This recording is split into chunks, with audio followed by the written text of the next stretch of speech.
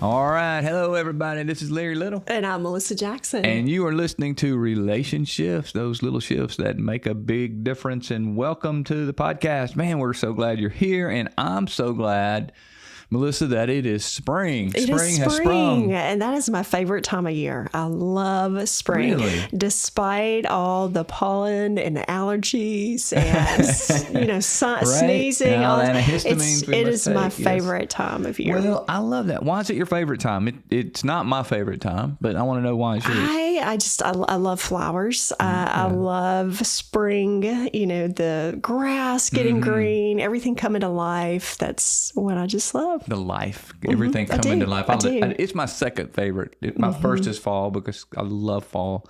But my favorite place to be in the spring is at what I call my South office, where I have been, and I'm planning to go back pretty soon down at the beach. Is that office, is it open seasonal? It's a seasonal office. It's a seasonal office. And it works so well just I can go down there right? and work, and actually, in all transparency, in this technology days, we can work from our place down at the beach.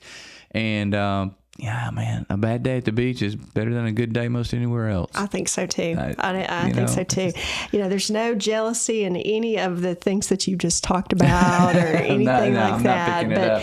And that's why today is so important. This topic is just going to be so good because we've been needing to talk about a few things. A few things. And so today is about conversations people avoid having, but they're needed most.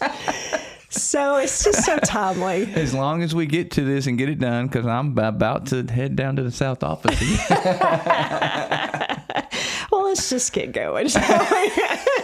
I think I could be in trouble. Right? But in all seriousness, conversations that people need to have, but they avoid. There are lots of reasons why we avoid certain conversations because of the way it makes us feel, because of the dynamic that it creates. We may not have a lot of history of it being successful if we try. So, you know what we're talking about. Some of those conversations that we just need to have. I call them hard conversations, and they're important.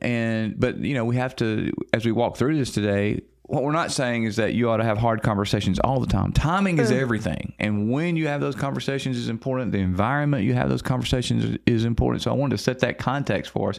Just because we're going to talk about having these conversations that people avoid doesn't mean that you should run out and start having this confrontation. No. It's about making sure the timing's right, making sure the environment's right, making sure you're right in your head and your heart, and know when to have them. But then when you do choose to enter into that, we've got some things I think that are going to help us. And there is a spectrum, of conversation, and we can say hard and we can say uncomfortable. Sometimes there's just in that middle ground, it's going to be uncomfortable. So we don't want to deal with it being uncomfortable. So we don't have it. Just don't want to do it. Yeah. And I do think that there is, what do you want the conversation to accomplish? You want, if you're going to do something uncomfortable, you want there to be some outcome that can be helpful, right? It can lead to something that's going to be a little better. It's going to make something, there's going to be some awareness at a level. There's going to be an opportunity to talk about that so that it leads to maybe the relationship being a little stronger. Well, at a high level, this is kind of what I'm learning is, nothing's worse than going into a conversation with someone and you go into a conversation and then you leave the conversation and you go, well, that didn't work. Yeah, it's worse. But now it's worse. Oh, it's actually, yeah. But I'll put that in context, though. Sometimes that happens when we do everything right. It's not. Sometimes we blow it. Sometimes I'll enter into a conversation trying to have a solid, uncomfortable conversation that needs to be had, and I lose it. Maybe I get overly frustrated, whatever. Sometimes, though, if we enter into it and we do everything right, and they don't respond the way we want them to, that's on them. We have to learn to let them own their stuff. That's hard. It's hard because you want it to end well. So this is not a recipe for hard conversations ending well. This is a recipe for us taking responsibility for what we can control and behaving and acting and communicating in a healthy way. Healthy is not always, it doesn't mean everything gets smoothed over. It just means you did what you could do. And so thinking about that, let's talk about some of the topics, some of the pieces that are involved in some of the conversations that can be difficult having. So here are some stats to kind of lay that out. This first one is very interesting to me because 3 of the pieces of this stat are emotional and one is kind of more concrete. So it's just interesting with that. So here in using marriage.com survey, so this is where we found this. There was a survey of 2,300 U.S. adults that are in committed relationships. And here are the reports. They reported that overall, most avoided topics related to these pieces. This is not, earth shattering. Of course, no rocket they science did. here. Emotions. And any emotional needs. So they avoided having conversation about what they needed from an emotional standpoint, intimacy, jealousy or trust, and then the last one, you would guess it, the last one being money, finances. Money, spending money. All right, here's my deal on that. Let me start with money, and then I'm going to tick off just for a minute as you think this through. I think money could be an emotional conversation because money is linked to control and security and insecurity. Now, when your family's in financial stress, everybody's stressed, right? If the income is not there, our expenses are outweighing our income, that's stressful. But if it's how we spend our money, we'll talk a little bit more about that in a minute, how we budget, where are we, how do we, then all of that becomes an emotional conversation because it's about insecurity many times, in feeling insecure, feeling out of control. So money is a difficult one because it is, you're correct. I mean, it's tangible. You can see it. You either got it or you don't, right? But how we disperse what we have is emotional. It's emotional. It's about I'm in control or you're in control or I need to be in control so I can feel secure. So if you go down this list, those emotional needs, I mean, that's all about learning EQ and learning how to express, how to read the other person, read yourself, hold your emotions. So we know that in relationships, people are low of EQ. If you don't have that EQ, you're gonna not be able to have those good, solid, emotional conversations that everyone needs. Regardless, you ought to be able to have a safe place to have that emotion. Intimacy is all about vulnerability, right? If I'm vulnerable with you and you reject that, or you comment, or you have, I've joke out of it. Make a joke. I've sat with people deeply hurt by comments that their partner or their spouse made, and it is.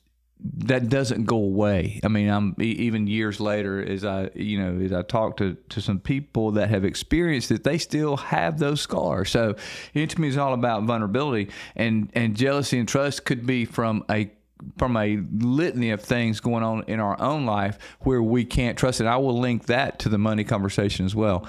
Don't really what I'm feeling is you don't really trust me with our finances, or I don't, I'm feeling that you need to be in control because you don't trust that I could handle it correctly or that I could be aware of it. So much packed into, that survey and those pieces. So let's go to the next data point here. 60% of engaged Americans. So we've gone to, those that are engaged to get married.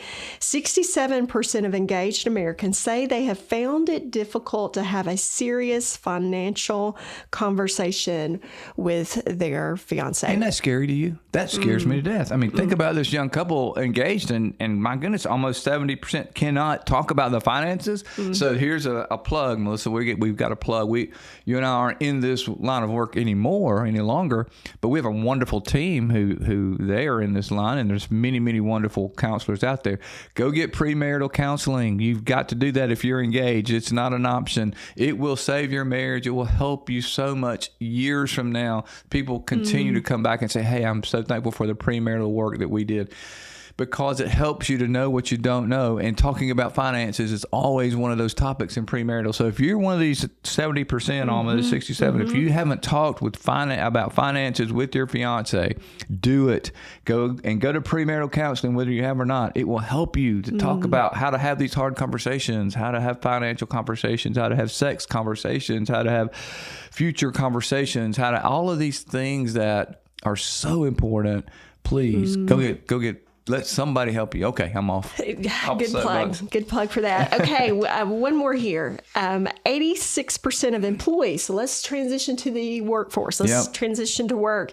86% of employees blame workplace failures. Okay, so there's a key word, blame, on lack of collaboration or ineffective communication. So here's the piece. There's this inability to communicate and talk about something that may have created a rub, may have created a disconnect. And so 86 blame workplace failure on that. The last time I dealt with this was yesterday. That's how recent it is. And I was talking to an exec who is dealing with a problem with one of his leaders who absolutely, from there's no communication, there are assumptions being made, there's a command and control type of attitude, and it is becoming toxic on that leadership team, and he's dealing with it even as we speak. He's having to deal with that.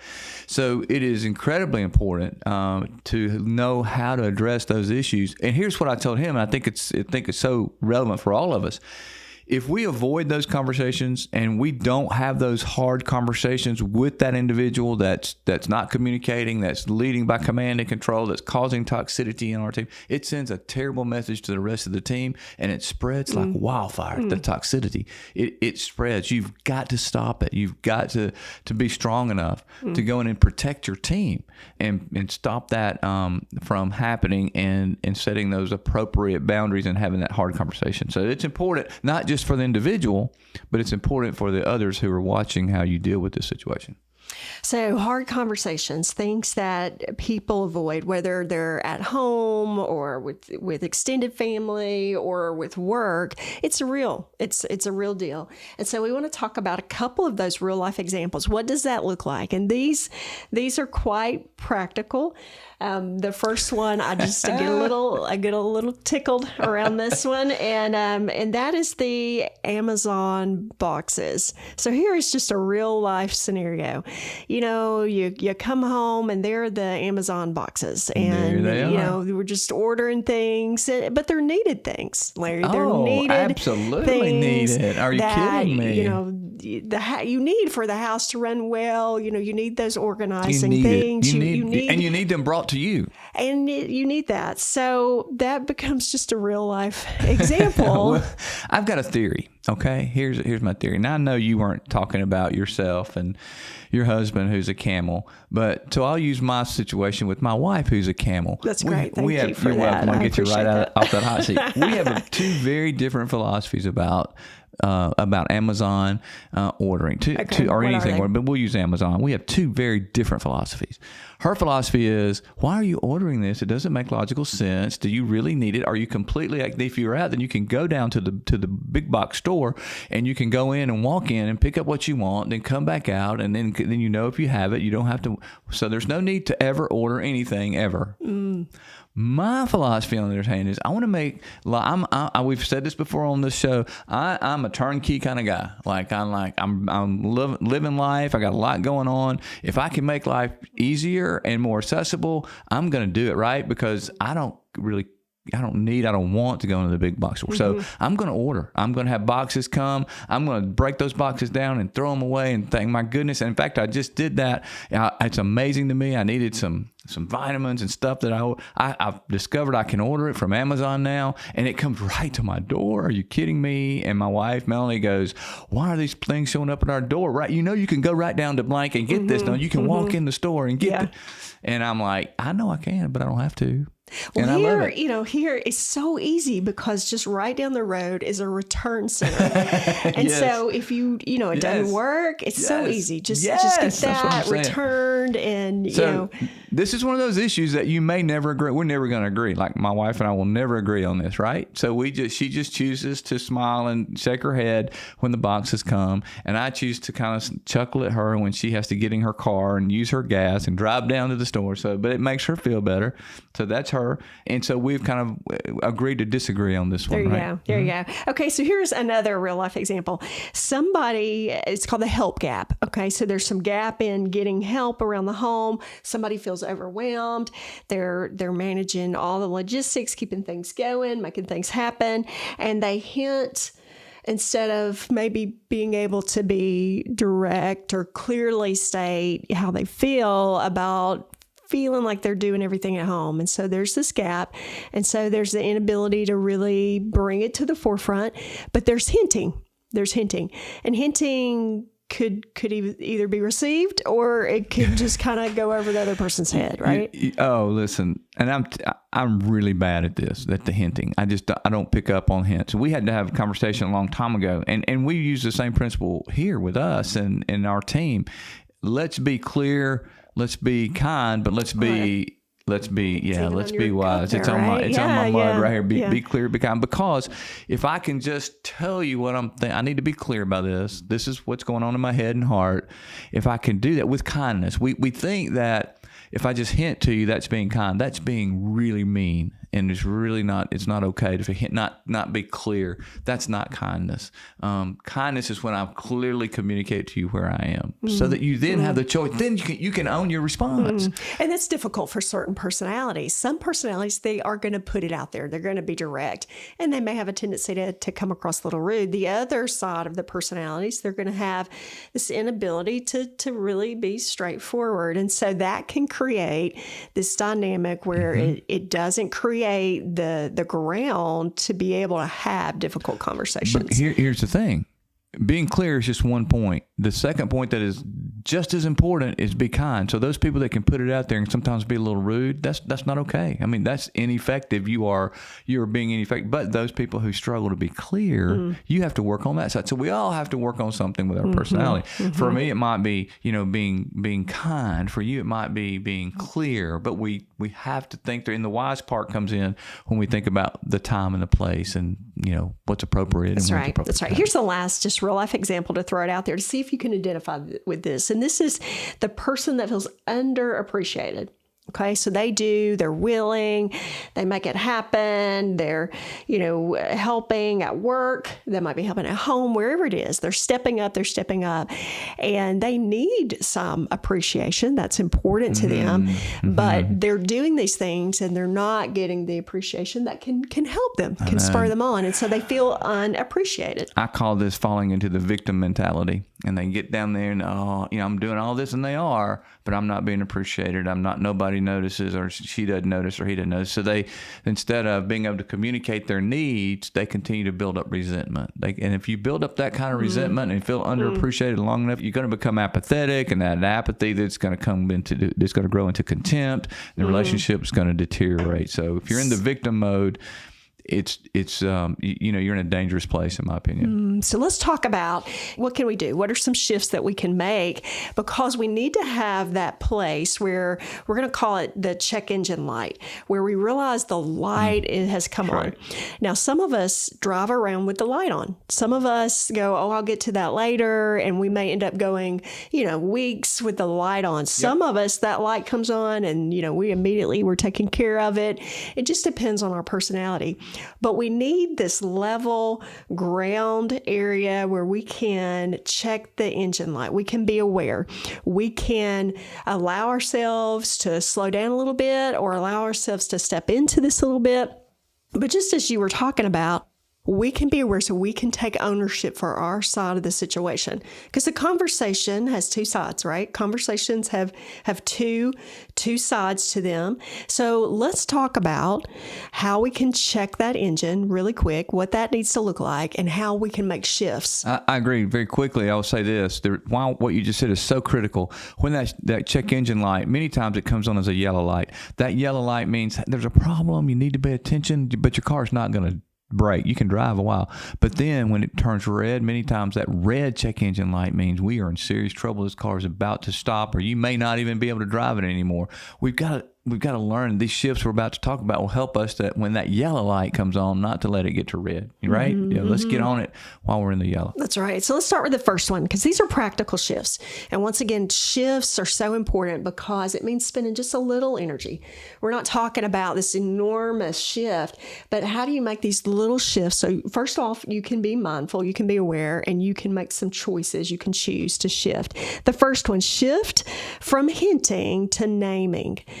Shift from hinting to well, naming. we talked about it just a minute ago, and we're going to say it one more time. It is incredibly, it's unkind when you hint. You think but you're hinting because that's where you're most comfortable. You're hinting because you don't want to be uncomfortable enough to say what really needs to be said in the right way, in the right manner. So hinting is really it's mean, it's not effective. It really is manipulative, is I think the word I was trying to find.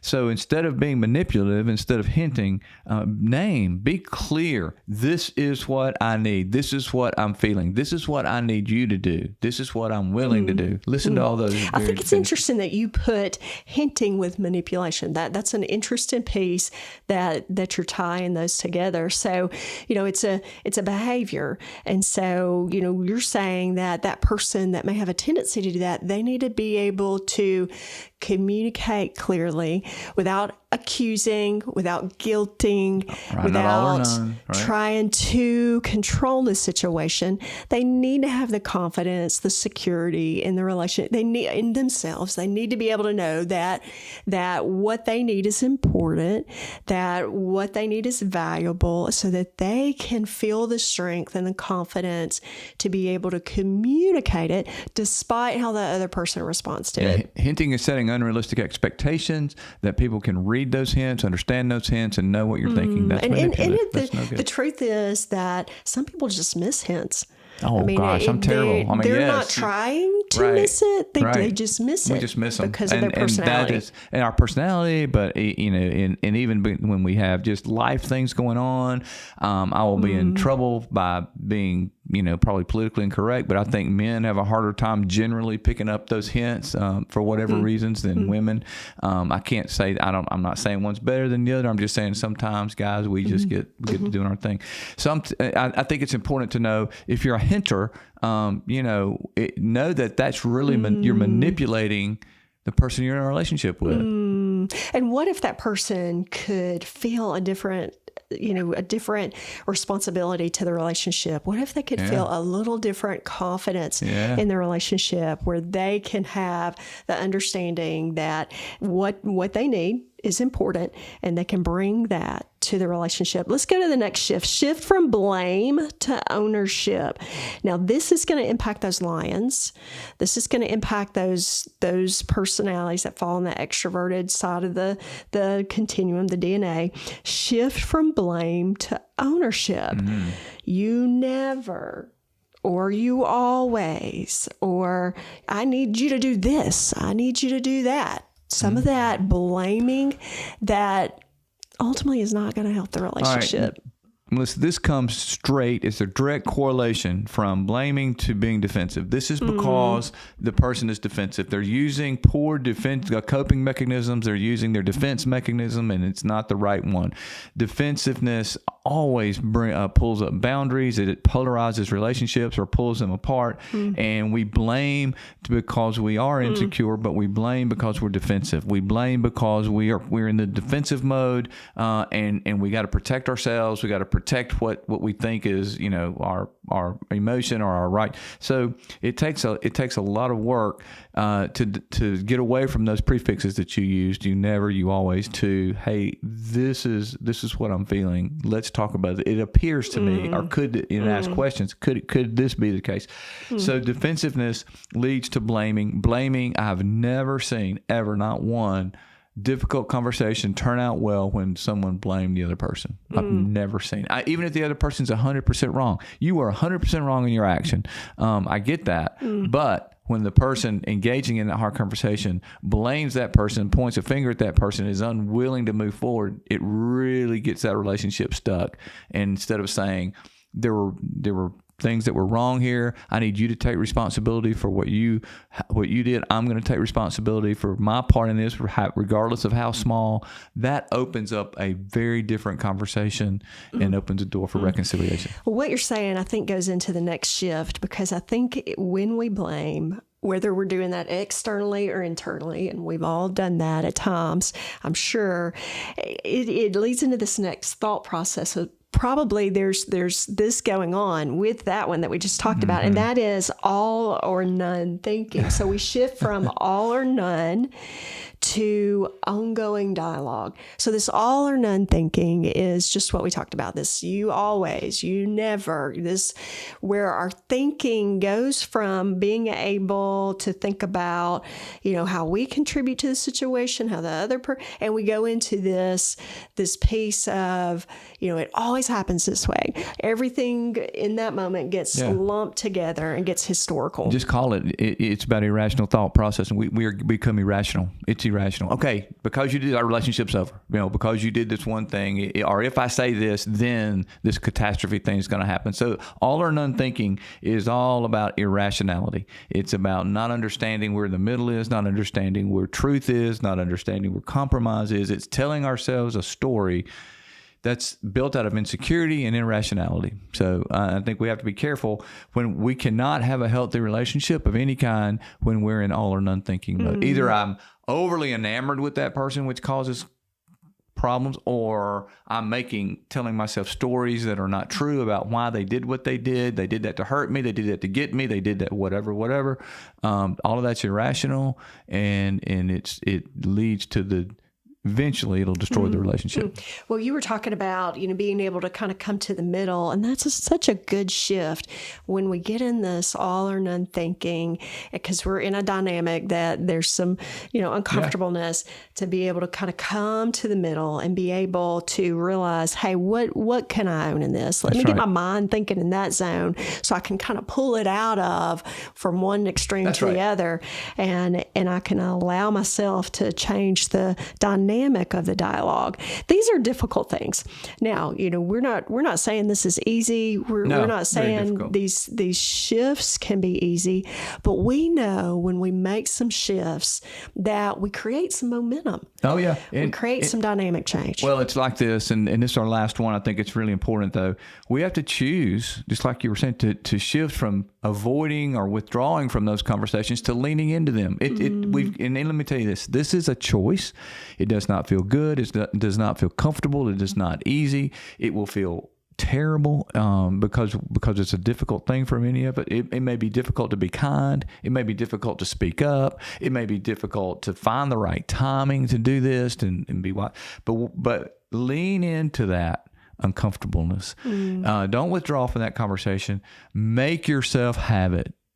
Even if you have to write out what you want to say, many times that helps. Script a little outline so you can stay out of the emotive world of irrationality and all or none thinking. Make your points, write them down, and then have that at the right time. Lean into the conversation. You won't feel like many times it'll be uncomfortable. You won't feel like you're doing a good job of it. But if you prepare and lean into it, use some of these shifts we're talking about without blaming, those kind of things that we know, without all or none thinking. I can't tell you that the result will be what you want. Here's what I can tell you. You will be a much healthier person. You will feel much better about your end. The goal is for you to feel good about how you carried the conversation, not for you to feel good about how the other person responded to it. That's on them. They have to choose that. So we're not guaranteeing resolution. We're saying, here's how to have a hard conversation in a healthy way for yourself. And at the end of the day, we can only control ourselves. And so coming back to having hard conversation really depends on our ability to navigate ourselves. How do we control ourselves? And at the end of the day, that's what it's all about. That's why as we close this podcast, it's time for me to introduce to us the segment that is really the most popular segment of the show. I mean, I don't want to brag or anything, but that's just kind of that's what we hear. You just get at it, Larry. Well, you're so good at it. Now, I've noticed that this is a new book here. I'm so excited about my new book. I can put it up for you if you're looking. There you go. But if you're watching us, you can see that book. I got it. These guys were really, really funny, and I saw them kind of on some reels, and I said, I want to give them a try, because I'm now a collector of dad joke books of a sort. Yes. I have more than one, so I guess that makes me a collector. So here we go. It's the time out of our book. All right, now we are helping you. We've helped you today with, hopefully we've given you some things, and this is another tip for you. This is something that's going to help you, and because we want to offer help. Okay, so look. So many times, people do fundraisers and they ask for money and they ask for things. And, I've decided, and maybe you need to decide too, I'll never again donate to people who collect money for marathons. I'm not going to do it. Those people who collect money to run a marathon, I'm never again going to donate to those people. They just take my money and run. I love it. That's pretty good. That's a pretty good start for my new book, I think. Hey, thank you so much. Hopefully you pulled away some nuggets from the episode today. It's been fun. Thank you for allowing us to be with you. We truly appreciate the fact that you're investing in your relationships and you're investing in your own life. So keep making those little shifts that make a big difference. We'll see you next time. Little shifts that make a big difference. RelationShifts. Little shifts that make a big difference.